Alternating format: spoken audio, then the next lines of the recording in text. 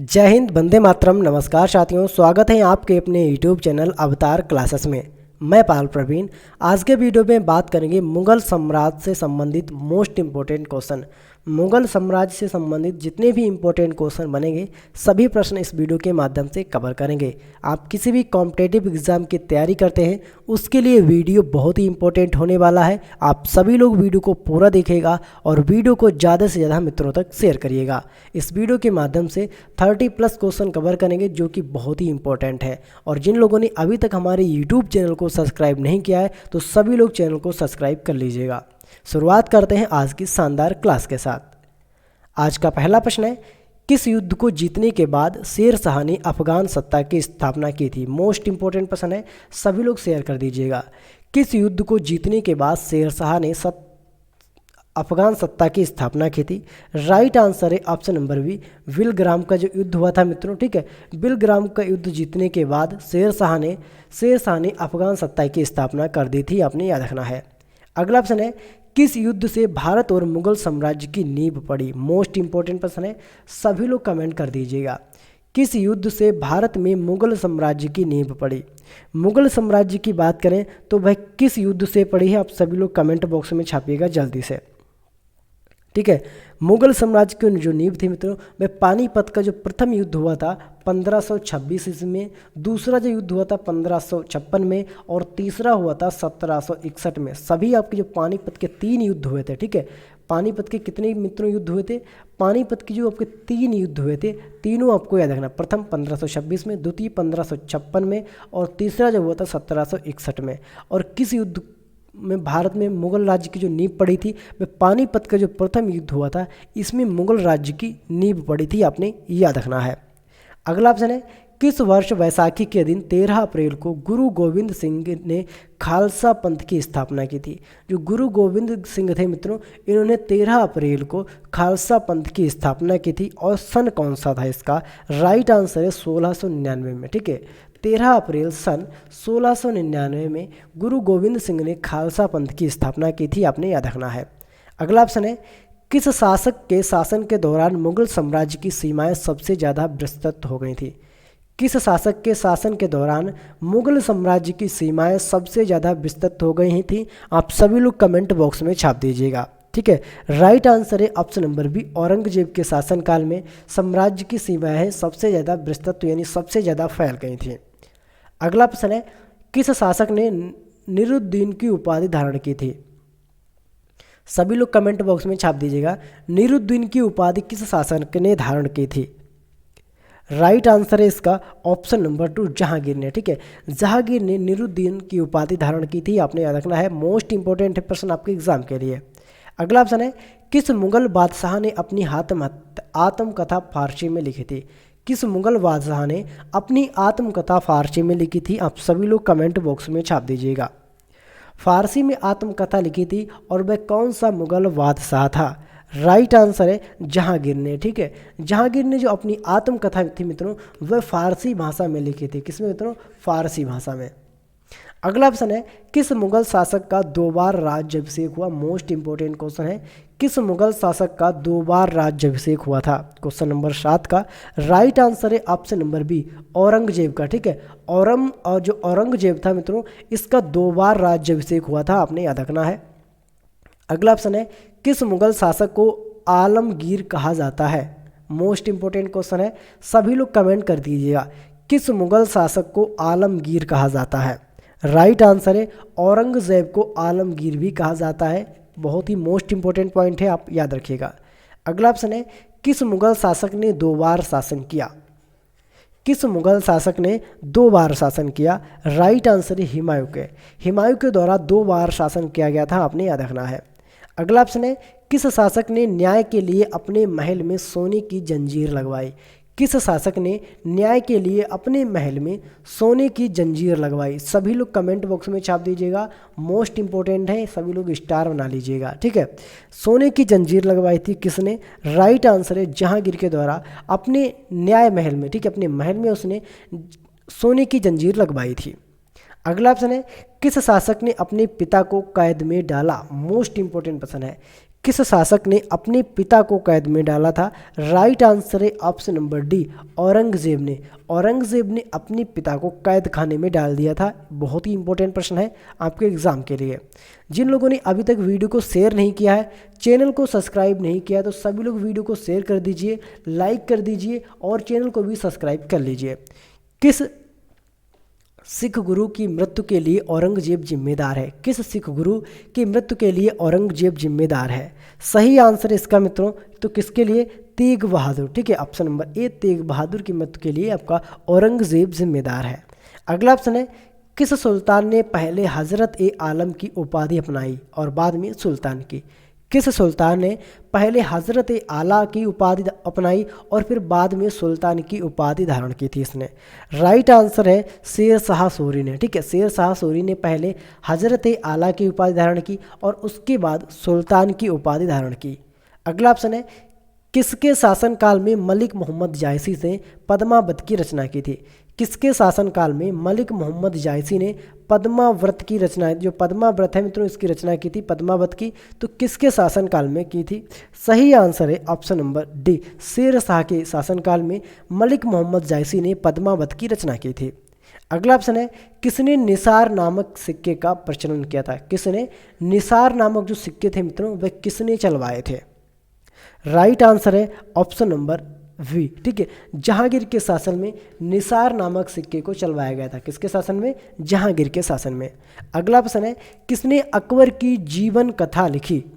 Most important question है, किसने अकबर की जीवन कथा लिखी? राइट आंसर है ऑप्शन नंबर वी, अब्दुल फजल। अबुल फजल। ठीक है, अबुल फजल ने अकबर की जीवन कथा लिखी, आपने याद रखना है।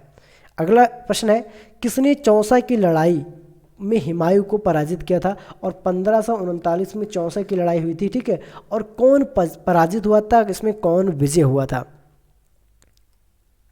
हुमायूं को किसने पराजित किया था? ठीक है, सही आंसर है इसका शेर शाह ने हुमायूं को इसमें पराजित किया था चौसे की लड़ाई में, जो 1539 में हुई थी। अगला ऑप्शन है, किसने मुगल साम्राज्य की राजधानी को आगरा से दिल्ली स्थानांतरित की? किसने मुगल साम्राज्य की राजधानी को आगरा से दिल्ली स्थानांतरित किया था? राइट आंसर है इसका ऑप्शन नंबर वी। ठीक है, शाहजहां ने। शाहजहां ने जो राजधानी थी मित्रों आगरा से, ठीक है, आगरा से कहाँ लेकर आया था मित्रों भाई? आगरा से दिल्ली राजधानी लेकर आया था आपका शाहजहां, अपने याद रखना है। अगला ऑप्शन है, कौन अंतिम मुगल सम्राट थे? सभी लोग कमेंट बॉक्स में छाप दीजिएगा, कौन अंतिम मुगल सम्राट थे? बहादुर शाह सेकेंड। जो बहादुर शाह सेकेंड थे मित्रों, ये अंतिम मुगल सम्राट थे, आपने याद रखना है। अगला ऑप्शन है, किस मुगल बादशाह को जिंदा पीर कहा जाता है? मोस्ट इंपॉर्टेंट प्रश्न है, सभी लोग आंसर कमेंट कर दीजिएगा। ठीक है, जिंदा पीर के नाम से औरंगजेब को जाना जाता है। किसको? औरंगजेब को जिंदा पीर के नाम से जाना जाता है। अगला ऑप्शन है, इल्तुतमिश गद्दी पर कब बैठा? जो आपका इल्तुतमिश था मित्रों, ये गद्दी पर कब बैठा था? ठीक है, इल्तुतमिश की बात करें तो ये आपका 1211 ईस्वी में, कब? 1211 ईस्वी में गद्दी पर बैठा था। अगला ऑप्शन है, इल्तुतमिश को बगदाद के खलीफा द्वारा खिलाफत कब प्राप्त हुई? इल्तुतमिश को बगदाद के खलीफा द्वारा खिलाफत कब प्राप्त हुई? जो खिलाफत प्राप्त हुई थी मित्रों इल्तुतमिश को, वह 1229 में। कब मित्रों? 1229 में इसको खिलाफत प्राप्त हुई थी, आपने याद रखना है। अगला ऑप्शन है, इल्तुतमिश की मृत्यु तथा गयासुद्दीन बलबन के सिंहासन पर बैठने के पूर्व दिल्ली में कितने शासकों ने शासन किया? इल्तुतमिश की मृत्यु तथा गयासुद्दीन बलबन के सिंहासन पर बैठने के पूर्व दिल्ली में कितने शासकों ने शासन किया? राइट आंसर है 4 शासकों ने शासन किया था, आपने याद रखना है। ठीक है, 4 शासकों ने। अगला ऑप्शन है, अलाउद्दीन ने देवगिरी पर कितनी बार आक्रमण किया? जो अलाउद्दीन खिलजी था मित्रों, इसने देवगिरी पर कितनी बार आक्रमण किया? राइट आंसर है 2 बार। ठीक है, अलाउद्दीन खिलजी ने देवगिरी पर 2 बार आक्रमण किया था। अलाउद्दीन खिलजी दिल्ली का सुल्तान कब बना? मोस्ट इंपोर्टेंट क्वेश्चन है, सभी लोग कमेंट बॉक्स में छाप दीजिएगा, अलाउद्दीन खिलजी दिल्ली का सुल्तान कब बना? राइट आंसर है 1296 में। ठीक है, 1296 में अलाउद्दीन खिलजी दिल्ली का सुल्तान बना, आपने याद रखना है। सिजदा और पाथबोस का प्रथा का प्रचलन किसने किया? सिजदा और पाथबोस प्रथा का प्रचलन किसने किया? सिजदा और पाथबोस प्रथा जो थी इसका प्रचलन किसने किया था? राइट आंसर है इसका बलबन ने प्रचलन किया था। किसने मित्रों? बलबन ने। अगला ऑप्शन है सल्तनत काल का पागल कौन सा है, शासक कौन था। सल्तनत काल का पागल शासक कौन था, आप सभी लोग कमेंट बॉक्स में छाप दीजिएगा।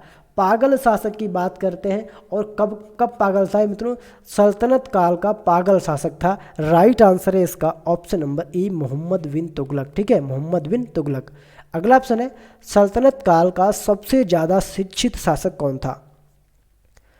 सल्तनत काल की बात करें तो सबसे ज़्यादा शिक्षित शासक था मित्रों, वह कौन था।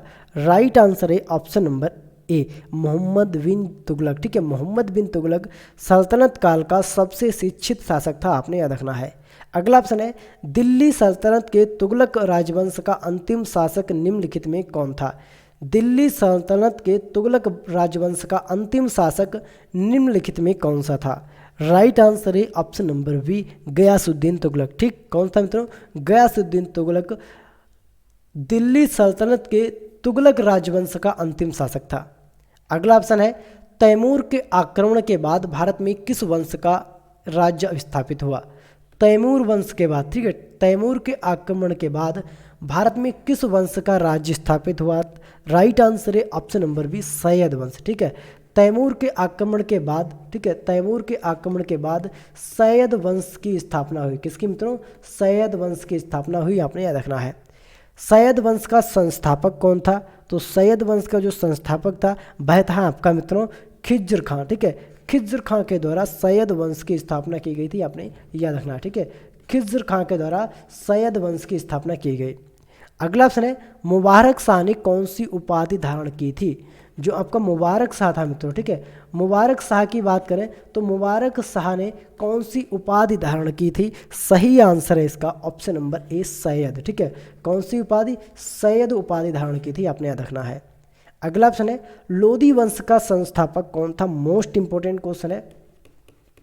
लोदी वंश की बात करते हैं तो लोदी वंश के जो संस्थापक थे वह कौन थे, सभी लोग कमेंट बॉक्स में छापिएगा, ठीक है। लोदी वंश के संस्थापक की बात करें तो ये वह थे बहलोल लोदी। कौन थे मित्रों, बहलोल लोदी लोदी वंश के संस्थापक थे, आपने याद रखना है।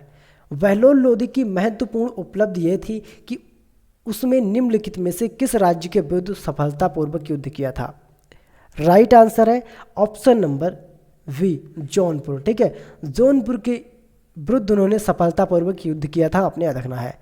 अगला ऑप्शन है निम्नलिखित सल्तनत शासकों में कौन अफगान मूल के थे। निम्नलिखित सल्तनत शासकों में कौन अफगान मूल के थे, अफगान से कौन से शासक आए थे।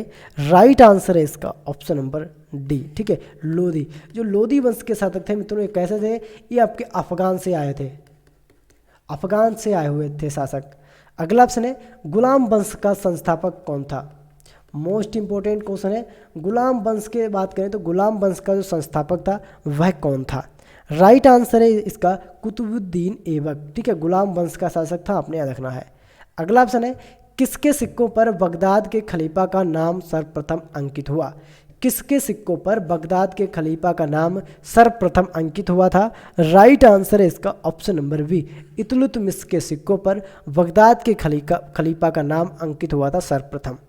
अगला ऑप्शन है किस शताब्दी में दिल्ली का कुतुब मीनार बनाया गया। मोस्ट इंपोर्टेंट क्वेश्चन है, ठीक है, दिल्ली के कुतुब मीनार की बात करते हैं तो सभी लोग कमेंट बता दीजिएगा। तो कुतुब मीनार मित्रों किस शताब्दी में बनवाया गया और किसके द्वारा इसकी नींव रखी गई थी। तो नींव जो इसकी रखी गई थी कुतुबुद्दीन ऐबक के द्वारा इसकी नींव रखी गई थी। इसको पूरा करवाया था इतुलतमिश ने, ठीक है, और किस शताब्दी में इसकी नींव रखी गई थी, ठीक है। राइट आंसर है इसकी नींव रखी गई थी 13वीं शताब्दी में। कब मित्रों, 13वीं शताब्दी में इसकी नींव रखी गई थी। इतुलतमिश ने इस मीनार को पूरा करवाया था। अगला ऑप्शन है रजिया सुल्तान किसकी बेटी थी। मोस्ट इंपोर्टेंट क्वेश्चन है, बहुत ही इंपॉर्टेंट क्वेश्चन है, कई बार प्रश्न यहाँ से पूछा जाता है कि भारत की प्रथम महिला शासिका कौन थी।